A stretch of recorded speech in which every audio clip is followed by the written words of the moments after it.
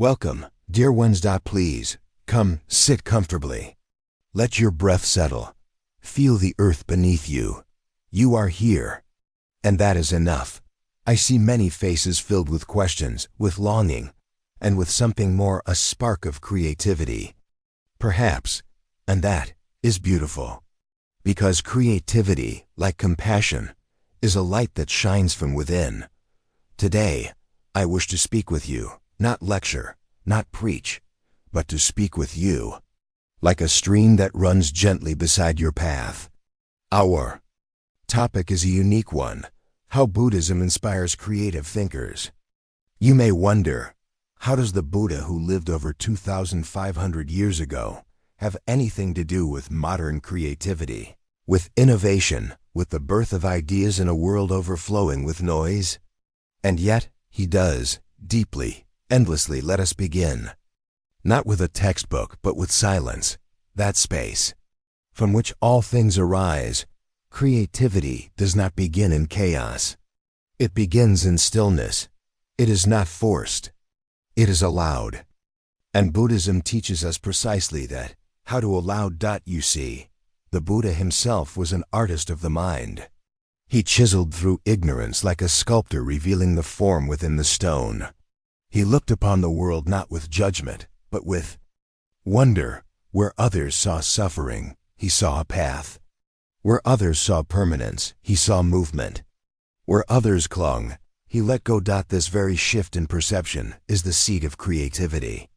When you see not what you expect, but what truly is, you open yourself to inspiration. Let me tell you a story. Once, there was a monk named Thich.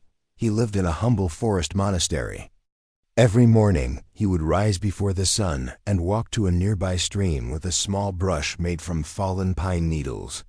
There, he would dip the brush in the water and paint upon stones, not with paint, but with water itself. Flowers, mandalas, swirling galaxies, all invisible to the world, vanishing moments after creation. A curious young novice asked him, "Why do you paint if it disappears?" Thich smiled and replied, "Because the joy is in the creation, not the preservation.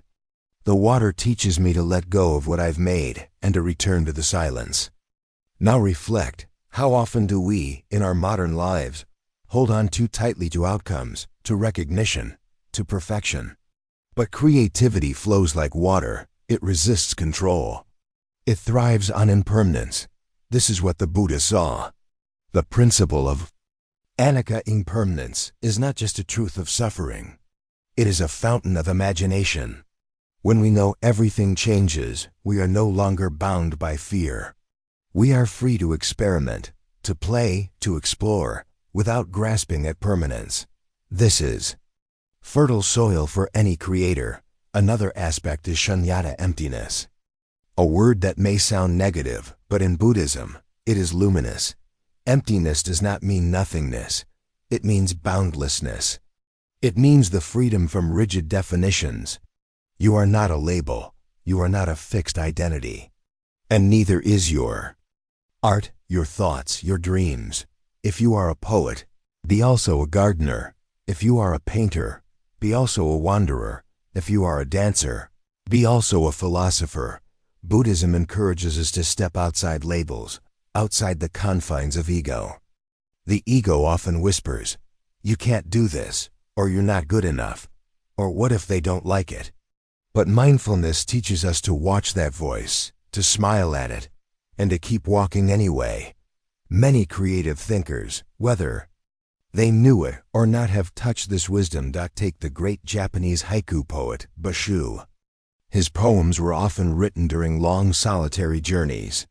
He walked through forests, mountains, villages with only his senses as companions. One of his most famous verses reads, "An old silent pond. A frog jumps into the pond splash. Silence." Again, do you hear the simplicity, the awareness? The whole world wrapped in a moment. Basho was not trying to impress. He was simply seeing. And in seeing, he created. The Buddha, too, was a seer, a witness. And every act of deep witnessing is an act of creativity. So, my dear listeners, I ask you, when was the last time you truly saw something, not looked, not glanced, but saw the lines on your mother's hand, the trembling of a leaf in the wind, the silence between your own thoughts? That seeing, that mindfulness, is the root of all inspiration. There's also the role of compassion. Sometimes we think creativity comes only from intellect, from skill. But no, it also comes from the heart. Compassion gives art its soul. The Buddha taught us to develop metta-loving kindness not just toward others, but toward ourselves. A mind that is hard on itself cannot play. A heart filled with shame cannot dance. So be kind, be gentle.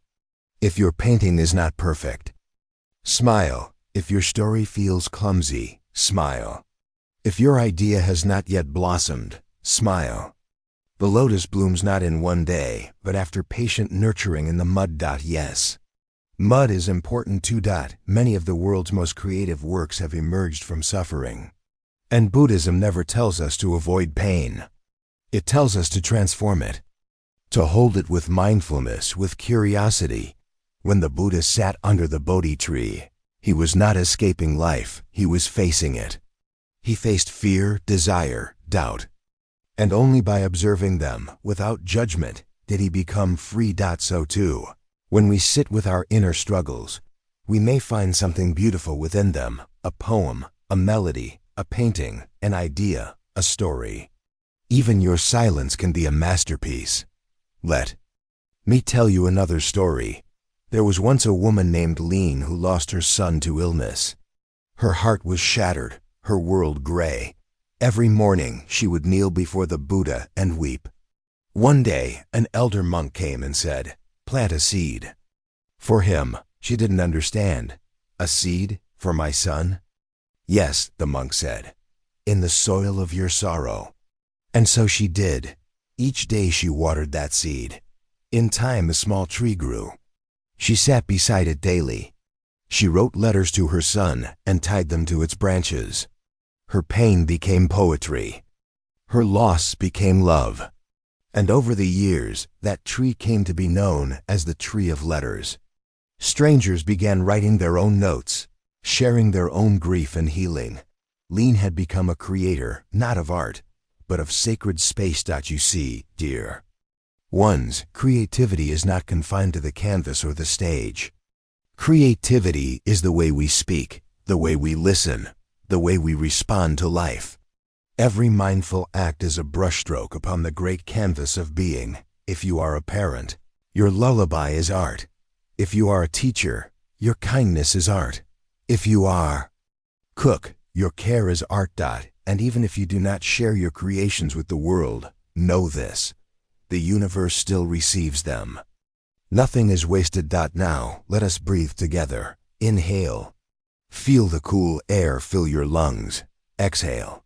Let go of tension. This breath is a doorway. You are not just a thinker. You are not just a creator. You are a field of infinite possibility. The Buddha saw this in every being. When he looked at you, he did not see your flaws. He saw your potential. And so do I. Whatever idea rests within you, waiting to be born, honor it, water it with mindfulness, feed it with silence, protect it with compassion, and release it with joy. Do not be afraid to begin. And remember, there is no mistake in the path, only learning. The lotus does not ask the water if it is worthy to bloom.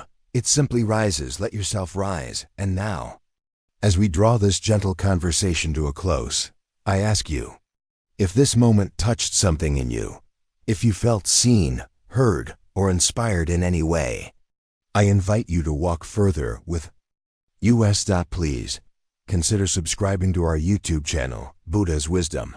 Not for me, not for the channel, but for you. For the journey we are all walking together. Each video, each word, each pause offered like a lantern in the dark to help you find your own path, your own voice, your own peace. Until then, may you walk in mindfulness, create with joy, and Live with an open heart. Thank you for being here. May you be happy. May you be well. May you be free.